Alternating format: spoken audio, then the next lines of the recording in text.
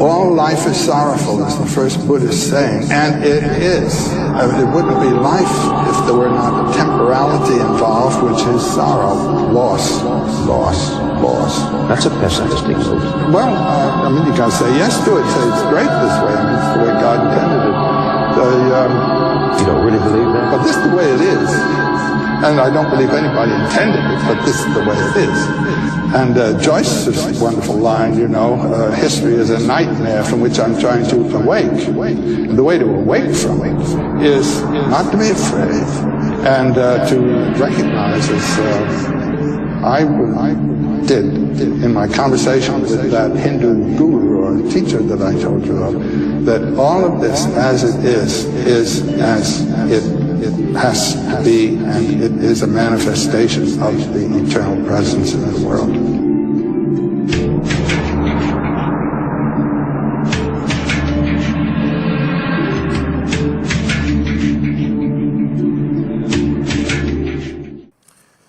And I'm going to be reading from his book a few excerpts. And basically what he says in the beginning is that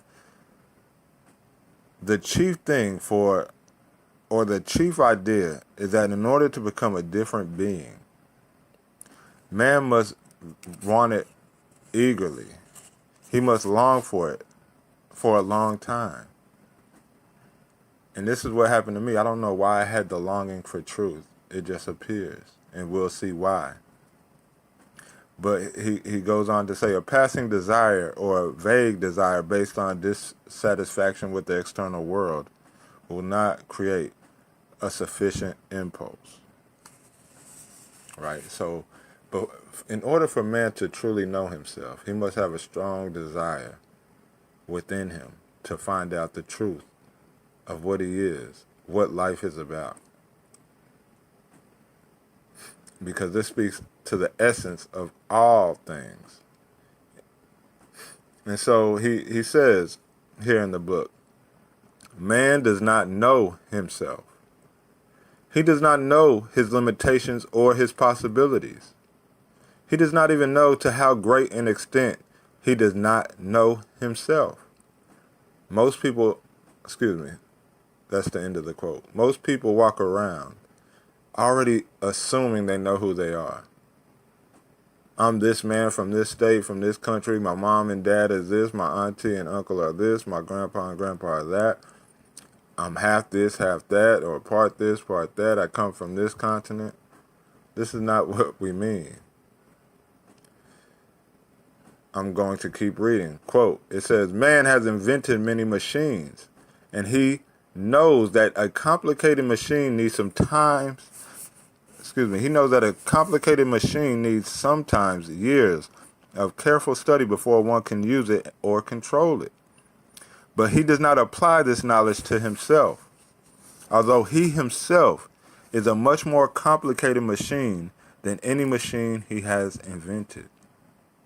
He has all sorts of wrong ideas about himself. First of all, he does not realize that he actually is a machine. End quote.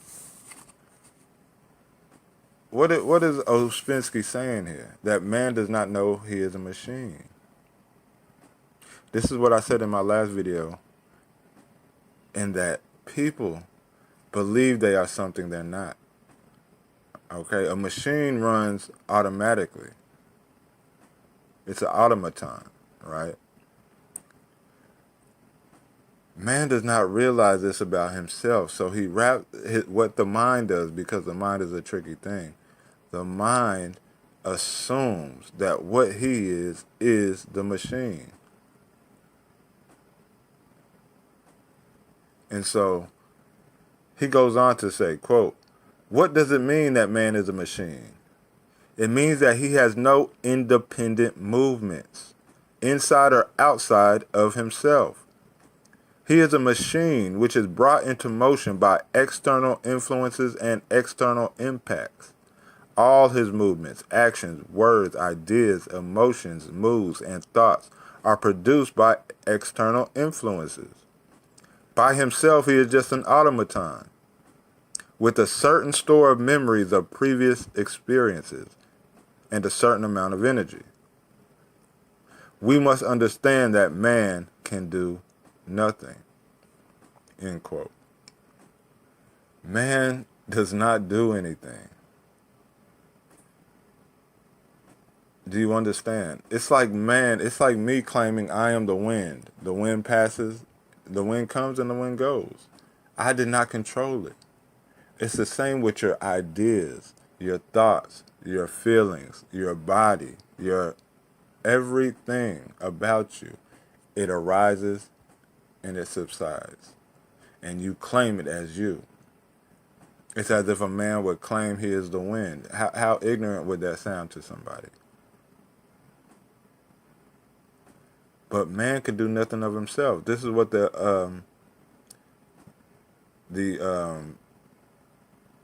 19th century sage said, Ramana Maharshi, that no individual can do anything of his own will. He said, relax and notice the divine will. Ouspensky goes on to say, but he does not realize this, meaning man does not realize that he cannot do anything. He assumes that he does it. He believes that he has free will. He says, but he does not realize this. He ascribes to himself the capacity to do. This is the first wrong thing that man ascribes to himself. And he's speaking of the act of free will. Man believes he is the one willing all the movements. He believes he has control and will of his life, which in fact he does not. And this is the main job of the ego. This is the ego. This is what must be sacrificed or seen through. The ego, the idea that around a small circle of experiences I have, this is what I call me. Because this is what keeps every man and woman in suffering. But as spiritual books say, in the kingdom of God, there is no suffering. This is the main thing that keeps a man in suffering. Because you feel like you have control. You know, it's a deep sense of, I feel like I'm in control. It's a deep sense of an illusion. Speak a sentence. Speak a sentence, right? And while you're speaking the sentence, see if you can know the last word that's about to come up, and you will see that you don't know it. Words are just happening, but yet you say it's you. This is a strong illusion of the ego or the false self that does not exist. He goes on to say, this must be understood very clearly. Man cannot do. Everything that man thinks he does really happens. It happens exactly as it rains or it thaws. In the English language, there are no impersonal verbal forms which can be used in relation to human actions. So we must continue to say that man thinks, reads, writes, loves, hates, starts wars, fights, and so on. Actually, all this happens. End quote. And I remember I was on a panel one time and I was talking to some brothers and I said, well, look at when you just open your eyes, how nobody does seeing. Seeing just happens. These sights just happen. Sounds, nobody does hearing. The hearing of my voice is just happening. You're not doing hearing. Hearing is a happening. All happens. Thoughts happen. Actions happen. No one is doing. Yet man cannot see through this illusion. Let me continue reading. Quote, man cannot move, think, or speak of his own accord. He is a marionette pulled here and there by invisible strings. If he understands this, he can learn more about himself, and possibly then things may begin to change for him. But if he cannot realize and understand his utter mechanicalness, or if he does not wish to accept it as a fact, he can learn nothing more, and things cannot change for him. Man is a machine, but a very peculiar machine. He is a machine which, in right circumstances and with right treatment, can know that he is a machine. And this is what, again, is awakening. Awakening out of this dream state that you are this machine, because you're really not. And we're going to do a thought experiment to show you how you are trapped in this sleep, in this automation, that you are this person and you don't realize it. You're not conscious of it. Many men, even the most intelligent men, are stuck in this paradigm. They are not conscious of it, because consciousness is prior to intelligence. Quote, first of all, what man must know is that he is not one, he is many. He has not one permanent, unchangeable me, or as he says, I, or ego. Because you are constantly changing. You as the human constantly is in motion. As I said on my prior video, you're a constant verb, a constant action, You are not a noun, right? You are forever changing. The body's changing, the mind's changing, and the feelings change, right? He goes on to say, this illusion of unity or oneness is created in man first by the sensation of one physical body, meaning you continuously have a feeling of a sensation of a body, and by his name, which you're continuously called by this name, which in normal cases always remains the same, and the third by the number of mechanical habits which are implanted in him by education or acquired by imitation. Having always the same physical sensations, hearing always the same name, and noticing in himself the same habits and inclinations he had before, he believes to be always the same. Man, and this is exactly what I said in my last video, that you tie. And I'm speaking from experience because I was once there. I know that it's like an invisible iron thread you wrap around all these sensations and thoughts, and you call it a me. You're tied together, and even the feeling of a body. The feeling of the body you have now is not the same feeling of the body when you had when you were 5, when you used to climb trees and do all this.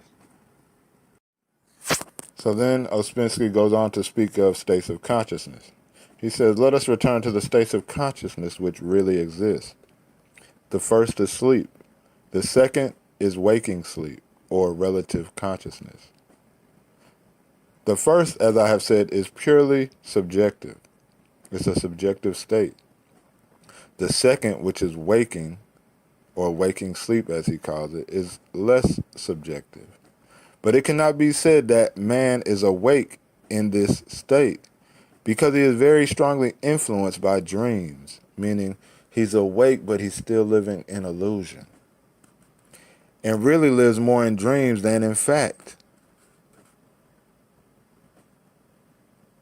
All the absurdities and all the contradictions of people and of human life in general become explained when we realize that people live in sleep, do everything in sleep, and do not know that they are asleep, because they believe they're awake. They're walking around in the world, they believe they're awake. They believe because they have knowledge of a book or some knowledge of a science that they are awake.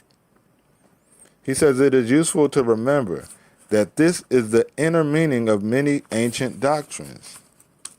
The best known to us is Christianity, or the gospel teachings, in which the idea that men live in sleep and must first of all awake is the basis of all the explanations of human life, although it is rarely understood as it should be understood, in this case, literally. And this is the essence of all spiritual teaching, to awaken. That's why in most Eastern philosophies and religions, they speak of enlightenment, meaning the light has been turned on, you have awoken. The Bible speaks of men being asleep or being dead as well, even while they're awake. This is the state of the majority of man, because they are not conscious of they're not conscious of the fact that they are living on automation. on an automatic go, and that you are not this person that you believe yourself to be. And how can we prove it? We're going to prove it by a thought experiment. I'm going to prove to you that you do not control your thoughts, and that thoughts are almost as it were fed into you, and you believe in them and take them to be you and live in them without ever being conscious of it. So for right now, wherever you're at, sit down, and I want you to, for 60 seconds, and it won't take this long because usually by 10 to 20 seconds you're already gone off.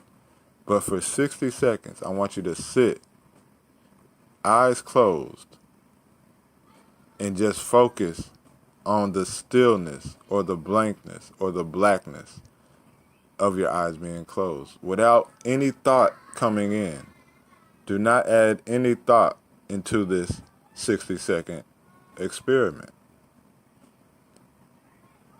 And see if you can focus on the blackness of that space with your eyes closed for 60 seconds without any thought intruding, without being carried away by any thought and going into that thought like, okay, I'm hungry, but what should I get to eat?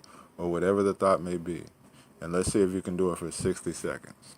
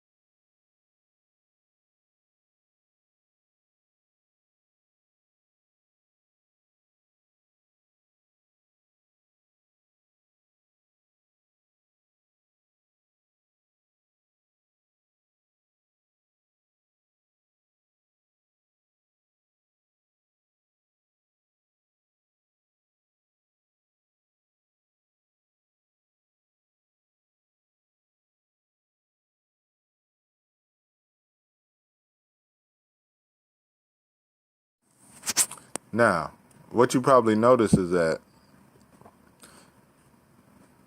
within that 60 seconds, thoughts came and took your mind away, and you began to think about other things, like, why am I even doing this meditation? Or, what am I going to do after this? Or the color red comes up and you start thinking about red, or a light comes and you start focusing on the light and you're not focusing on what you were told to focus on. And then you go, whatever thought pops up that you did not choose, you go with that thought and it carries you away. And this is how most of the world lives. Thoughts come in, they get carried away by them. They start thinking about them, go into them. Another thought comes in, they get swayed this way. An action comes, makes a thought come. And this is how mankind operates. Mankind in all his ways are a movement of one universe. You do not control your words. You cannot control your thought. And when you realize this, when you realize that you are none of these things, they are all actions apart from you, you begin to separate yourself, or you begin to, what is called in Holy Script, surrender to God. You surrender to the will of the one that moves all these things. And what you'll realize is, in the end, that you are that will. Not you, the person you thought you were. Not you, the human. The human has no will. He is moved by the all. You are a complete movement of the all. And so, I thought it was interesting that in this book, as I began to read, he hit on a lot of the points I made in my previous video. And so I just wanted to bring that out, not to make this too long. Hopefully it was informational and insightful. Peace. God is within you. It's simple, inherent, divinity intrinsic. Forget clerics and heresies. Encrypted in your genes is your heritage from mystical beings and seraphims. Verily your conscience may be limited, but your subconscious is infinite, like the expansion of the cosmos. Man is God's host, women is the goddess, in osmosis with nature.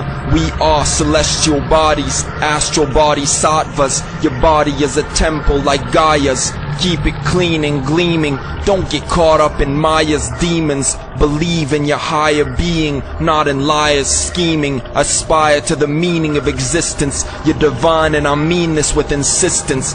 Gorgeous minded like flawless diamonds. Sordid times we live in, so soar and shine like prisms above them. Love the men and women that surround you. Drug dens and sinning all around you. It astounds you, but my speeches ground you. I'm trying to teach you to forget what you know and speak true from the depths of your soul. Blessed be the olden days of golden ages, filled with the scrolls of sages. Nowadays are filled with molded knaves. Still be bold and brave in these fields of the soulless.